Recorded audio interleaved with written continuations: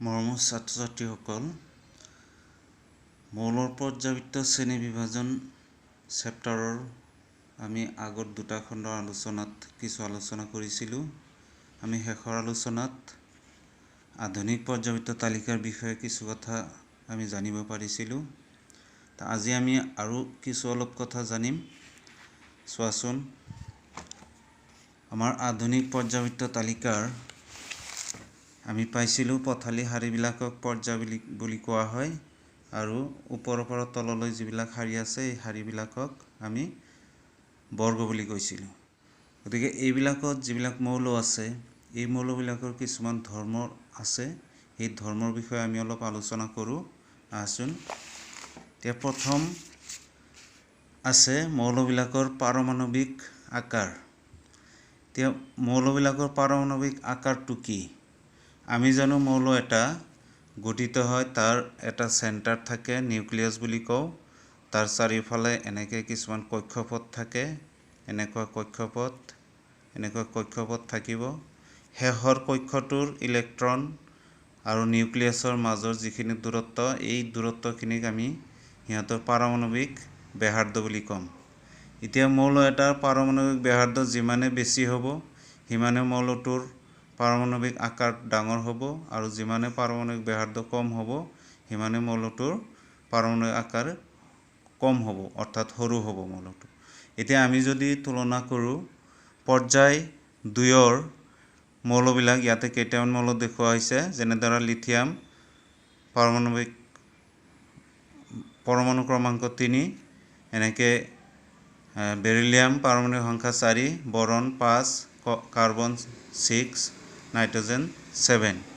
এইবিলাকৰ পাৰমাণৱিক ব্যাসাৰ্ধ হ'ল, লিথিয়ামৰ পাৰমাণৱিক ব্যাসাৰ্ধ 152 পিকোমিটাৰ।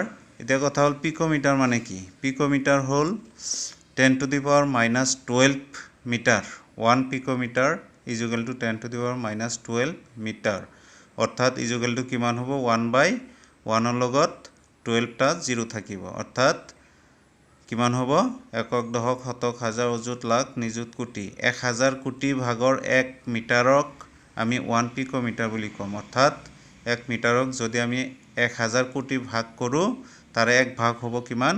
1 পিকোমিটাৰ। গতিকে দ্বিতীয় পৰ্যায়ত লিথিয়ামৰ পাৰমাণৱিক ব্যাসাৰ্ধ হ'ব 152 পিকোমিটাৰ, বেৰিলিয়ামৰ 111 পিকোমিটাৰ, বৰনৰ 88 পিকোমিটাৰ, কাৰ্বনৰ 77 পিকোমিটাৰ, নাইট্ৰজেনৰ 74 পিকোমিটাৰ। অৰ্থাৎ ইয়াতে দেখা গ'ল এই মৌলবিলাকৰ পৰ্যায় এটাত বাওঁফালৰ পৰা সোঁফাললৈ গ'লে সিহঁতৰ পাৰমাণৱিক ব্যাসাৰ্ধ কি হয়? কমি কমি যাই আছে। অৰ্থাৎ ইয়াতে পাৰমাণৱিক আকাৰটো পৰ্যায় এটাত বাওঁফালৰ পৰা সোঁফাললৈ পাৰমাণৱিক আকাৰবিলাকো কমি যাব। এতিয়া কথা হ'ল কিয় কমি যাব? কিয়নো মৌল এটাই বাওঁফালৰ পৰা সোঁফাললৈ যিমানে যোৱা যায় মৌলৰ নিউক্লিয়াছত থকা আধানৰ পৰিমাণ সিমানে বাঢ়ি যায়। অৰ্থাৎ লিথিয়ামৰ পাৰমাণৱিক সংখ্যা 3 আছে, গতিকে লিথিয়ামৰ নিউক্লিয়াছত 3টা প্ৰটন থাকিব। এতিয়া বেৰিলিয়ামত যদি যোৱা হয় তেতিয়াহ'লে তাৰ পাৰমাণৱিক সংখ্যা 4, অৰ্থাৎ নিউক্লিয়াছত 4টা প্ৰটন থাকিব। বৰনৰ পাৰমাণৱিক সংখ্যা 5, গতিকে নিউক্লিয়াছত তাৰ প্ৰটন থাকিব 5টা। অৰ্থাৎ বাওঁফালৰ পৰা সোঁফাললৈ যিমানে যোৱা যাব তাৰ নিউক্লিয়াছত থকা আধানৰ পৰিমাণ সিমানে বাঢ়ি যাব। গতিকে আধানৰ পৰিমাণ যিমানে বাঢ়িব সেই মৌলটোৱে তাৰ বাহিৰৰ কক্ষৰ ইলেক্ট্ৰনবিলাক সিমান জোৰেৰে আকৰ্ষণ কৰিব নিজৰ ফাললৈ।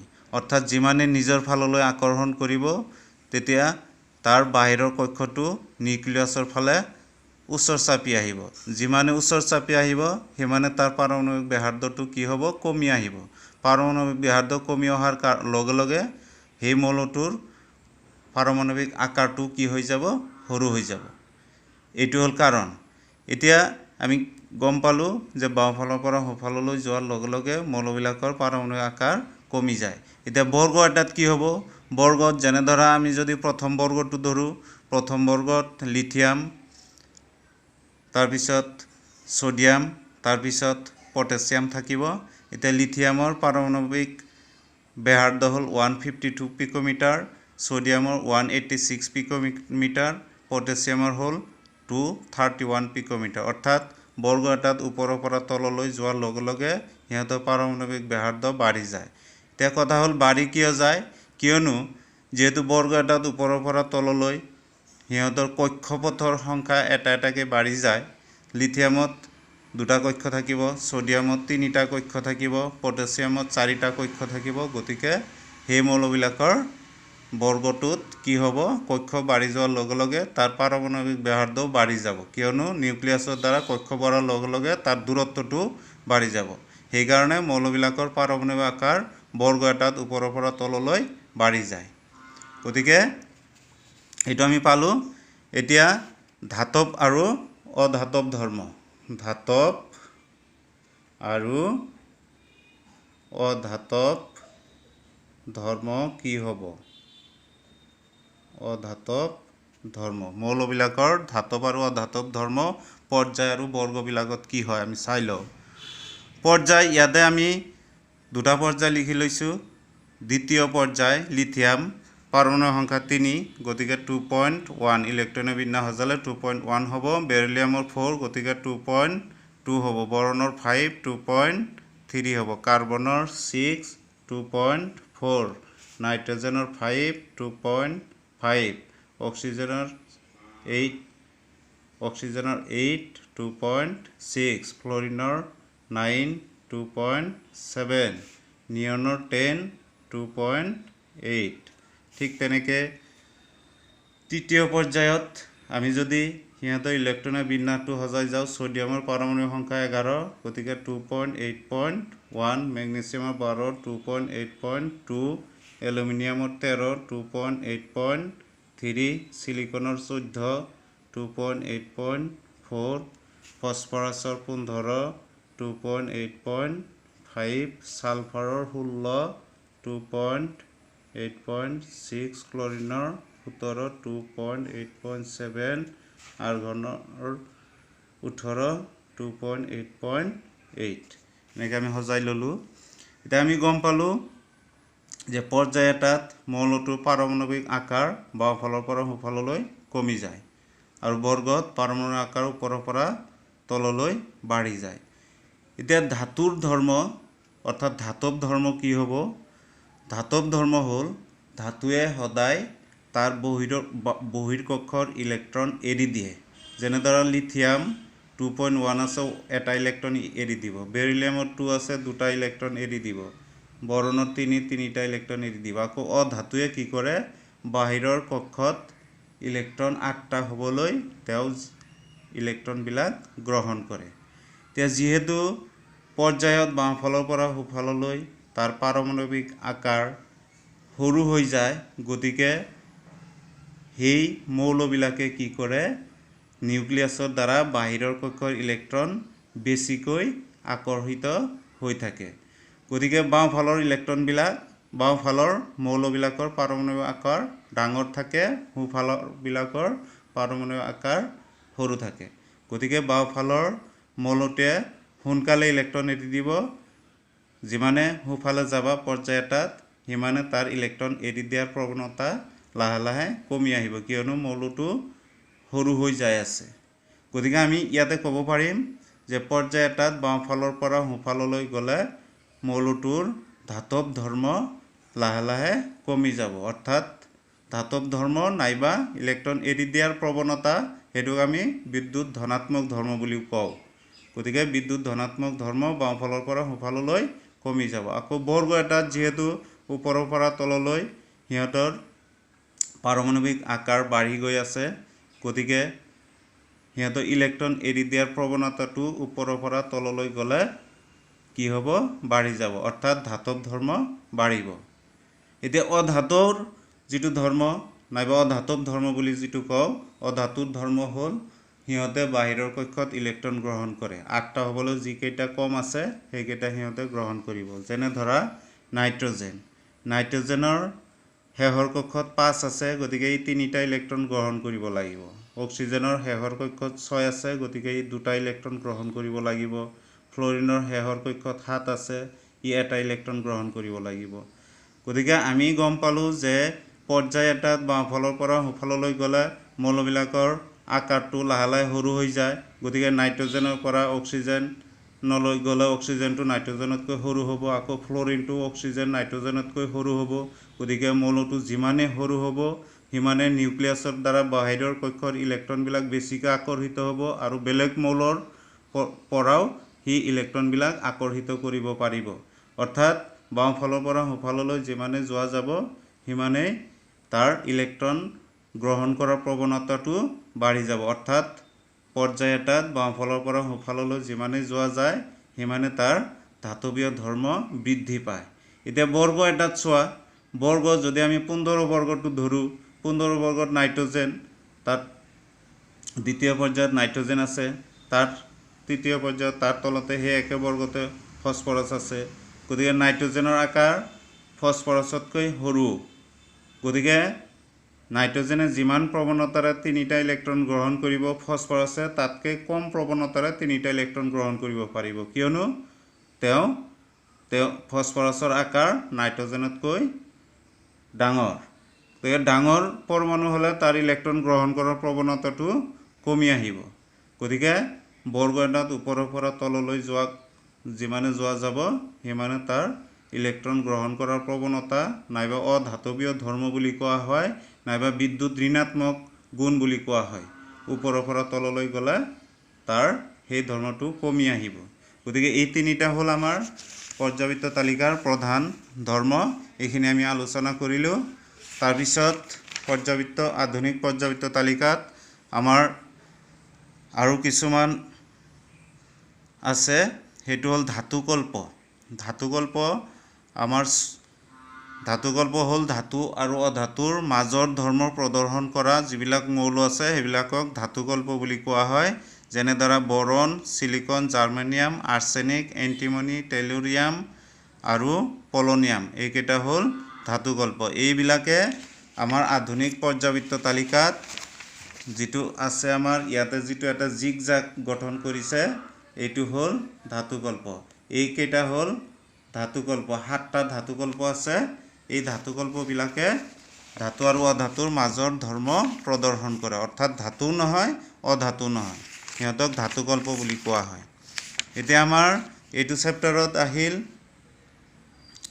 এতিয়া প্ৰশ্নাৱলী আহিব প্ৰশ্নাৱলীত কি আছে আমি চাই লওঁ 1 নম্বৰ প্ৰশ্নত দিছে যে আধুনিক পৰ্যাবৃত্ত তালিকাই মেণ্ডেলিভৰ পৰ্যাবৃত্ত তালিকাত থকা আহুৱাবোৰ কিদৰে দূৰ কৰিছিল আমি গম পাইছোঁ যে মেণ্ডেলিভৰ পৰ্যাবৃত্ত তালিকাত কিছুমান আহুৱা ৰৈ গৈছিল সেইকাৰণে মেণ্ডেলিভৰ পৰ্যাবৃত্ত তালিকাখন নাকচ কৰা হৈছে গতিকে ইয়াতে সুধিছে যে আধুনিক পৰ্যাবৃত্ত তালিকাই মেণ্ডেলিভৰ পৰ্যাবৃত্ত তালিকাত থকা আহুৱাবোৰ কিদৰে দূৰ কৰিছিল তো ইয়াৰ উত্তৰ হ'ব যে যেহেতু মেণ্ডেলিভৰ পৰ্যাবৃত্ত তালিকাত হাইড্ৰজেনৰ সুনিশ্চিত স্থান দিব পৰা যোৱা নাছিল কিন্তু আধুনিক পৰ্যাবৃত্ত তালিকাত হাইড্ৰজেনৰ নিৰ্দিষ্ট স্থান দিব পৰা গৈছিল 2 নম্বৰ হ'ব যে আধুনিক পৰ্যাবৃত্ত তালিকাখন পাৰমাণৱিক সংখ্যাৰ পৰ্যায়ক্ৰমে যে সলনি হয় সেই আধাৰত মৌলবিলাকক স্থান দিয়া হৈছিল কিন্তু যাৰ ফলত মেণ্ডেলিভৰ তালিকাত যি ধৰণে পাৰমাণৱিক ভৰৰ বৰ্ধিত ক্ৰমত যিটো স্থান দিয়া হৈছিল তাত যিটো আহুৱা ৰৈ গৈছিল যে এটা মৌলৰ পৰা আনটোলৈ যাওঁতে সিহঁতৰ পাৰমাণৱিক ভৰৰ বৃদ্ধি সুষমভাৱে ঘটা নাছিল সেই আহুৱাটো আধুনিক পৰ্যাবৃত্ত তালিকাত দূৰ হৈছিল তাৰপিছত আৰু এটা সফলতা হ'ল যে মেণ্ডেলিভৰ পৰ্যাবৃত্ত তালিকাখনত সমস্থানিকৰ স্থানক লৈ যিটো সমস্যাৰ সৃষ্টি হৈছিল আধুনিক পৰ্যাবৃত্ত তালিকাই সেই সমস্যাটো দূৰ কৰিছিল কিয়নো সমস্থানিক হ'ল পাৰমাণৱিক ভৰ বেলেগ বেলেগ কিন্তু মৌলটোৰ পাৰমাণৱিক সংখ্যা একে যিহেতু আধুনিক পৰ্যাবৃত্ত তালিকাত মৌলবিলাকৰ পাৰমাণৱিক সংখ্যাৰ ভিত্তিত স্থান দিয়া হৈছিল গতিকে সেই সমস্থানিকৰ আহুৱাটো দূৰ হৈছিলে এইখিনি গ'ল 1 নম্বৰ প্ৰশ্নৰ উত্তৰ 2 নম্বৰত আহিছে কি যে মেগনেছিয়ামৰ দৰে ৰাসায়নিক বিক্ৰিয়া দেখুৱাব বুলি ভবা দুটা মৌলৰ নাম লিখা তোমাৰ এই বাছনিৰ ভিত্তি কি মেগনেছিয়ামৰ দৰে একে ৰাসায়নিক বিক্ৰিয়া দেখুৱাব এতিয়া ইয়াৰ উত্তৰ কি হ'ব যে মেগনেছিয়াম আমাৰ আধুনিক পৰ্যাবৃত্ত তালিকাত মেগনেছিয়াম যিটো বৰ্গত থাকিব সেই বৰ্গটোৰ গোটেইবিলাক মৌলই একে ধৰ্ম প্ৰদৰ্শন কৰিব এতিয়া চোৱা মেগনেছিয়াম আধুনিক পৰ্যায়বৃত্ত তালিকাত 2 নম্বৰ বৰ্গত আছে 2 নম্বৰ বৰ্গত থকা আৰু মৌল কি আছে যেনে ধৰা বেৰিলিয়াম আছে কেলছিয়াম আছে স্ক্ৰেণ্ডিয়াম আছে এই মৌলবিলাক আছে গতিকে মেগনেছিয়ামৰ দৰে একে ৰাসায়নিক ধৰ্ম দেখুৱাব বেৰিলিয়াম মেগনেছিয়াম স্ক্ৰেণ্ডিয়াম কেলছিয়াম ইত্যাদি গতিকে তাৰপিছত আৰু সুধিছে যে এইবিলাক মৌল বাছনি কৰাৰ তোমাৰ ভিত্তি কি তোমাৰ ভিত্তি হ'ল তোমাৰ এই বাছনিৰ ভিত্তি কি সুধিছে ইয়াৰ ভিত্তি হ'ল যে এই মৌলবিলাক একেটা বৰ্গতে আছে আৰু সিহঁতৰ যোজ্যতা 2 তে 3 নম্বৰ প্ৰশ্নত সুধিছে যে নাম লিখা এ নম্বৰত সুধিছে বহিৰ্তম কক্ষত এটাকৈ ইলেক্ট্ৰন থকা তিনিটা মৌলৰ নাম লিখিব লাগে যাৰ বহিৰতম কক্ষত এটাকৈ ইলেক্ট্ৰন আছে গতিকে আমি জানোৱে এইটো সোডিয়াম তাৰমানে 1 নম্বৰ বৰ্গত যিবিলাক মৌল আছে সিহঁতৰ বহিৰ্তম কক্ষত এটাকৈ ইলেক্ট্ৰন আছে সোডিয়াম হ'ব তাৰপিছত লিথিয়াম পটাছিয়াম ইত্যাদি মৌলৰ বহিৰ্তম কক্ষত এটাকৈ ইলেক্ট্ৰন থাকিব তাৰপিছত বি নম্বৰত সুধিছে যে বাহিৰতম কক্ষত দুটাকৈ ইলেক্ট্ৰন থকা দুটা মৌল দুটাকৈ ইলেক্ট্ৰন অৰ্থাৎ 2 নম্বৰ বৰ্গত থকা দুটা মৌলৰ নাম লিখিব লাগে কি হ'ব বেৰিলিয়াম হ'ব মেগনেছিয়াম হ'ব কেলছিয়াম হ'ব ইত্যাদি সি নম্বৰত সুধিছে পৰিপূৰ্ণ বহিৰ্তম কক্ষ থকা তিনিটা মৌলৰ নাম লিখিব লাগে পৰিপূৰ্ণ বহিৰ্তম কক্ষ অৰ্থাৎ বাহিৰতম কক্ষত ইলেক্ট্ৰন পূৰ্ণ হৈ আছে তেনেকুৱা তিনিটা মৌলৰ নাম লিখিব লাগে কি হ'ব ইয়াৰে আমাৰ যেটো সম্ভ্ৰান্ত গ্যাস আছিলে 18 বৰ্গত থকা মৌলবিলাক সেইবিলাকৰ নাম লিখিব লাগিব যেনে হিলিয়াম নিয়ন আৰ্গন এইবিলাক হ'ল বহিৰ্তম কক্ষ পূৰ্ণ হৈ আছে তাৰপিছত 4 নম্বৰত আমাক সুধিছে যে লিথিয়াম সোডিয়াম পটাছিয়াম এই আটাইকেইটা ধাতু ইহঁতে পানীৰ সৈতে বিক্ৰিয়া কৰি হাইড্ৰজেন গেছ মুক্ত কৰে এই মৌলকেইটাৰ পৰমাণুৰ কিবা সাদৃশ্য আছেনে নিশ্চয় এইকেইটা মৌলৰ